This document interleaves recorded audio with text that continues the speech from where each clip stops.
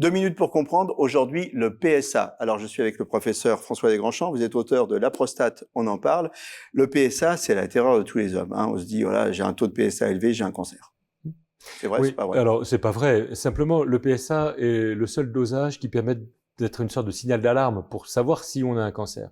Alors c'est quoi le PSA? C'est une substance qui est fabriquée par la prostate et qui est envoyée avec le sperme de façon à liquéfier le sperme après l'éjaculation pour libérer les spermatozoïdes pour qu'ils aillent faire la fécondation. Et donc la prostate est très riche en PSA. Et un peu de ce PSA, la prostate n'est pas étanche, un peu de ce PSA peut passer dans le sang de façon irrégulière. Le taux de PSA n'est pas un taux stable au cours du temps. Ça monte et ça descend normalement, ce sont des fluctuations physiologiques normales, sans qu'il y ait de cause particulière. Ça peut monter et descendre de plus de 20%. Donc un seul taux de PSA ne permet pas de savoir où on en est. Il faut au moins qu'il y ait 2 dosages de suite, consécutifs à 15 jours d'intervalle, pour savoir si l'élévation, puisque c'est ça qui inquiète tout le monde, l'élévation est confirmée. Dans ces cas-là, il faut faire des examens. Mais ces examens peuvent aboutir bien sûr à un diagnostic de cancer.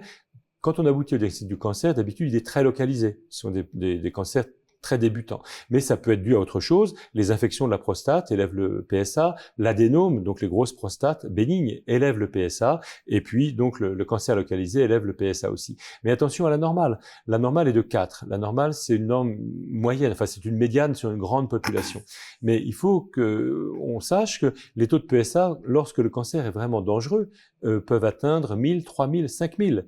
Donc, avoir un PSA à 7, c'est au-dessus de la normale, mais ça n'a rien d'inquiétant, particulièrement. Si jamais on trouvait un cancer avec un taux de PSA de ce niveau-là, on guérit facilement. C'est quand les PSA sont vraiment très élevés que c'est plus difficile de rattraper la situation.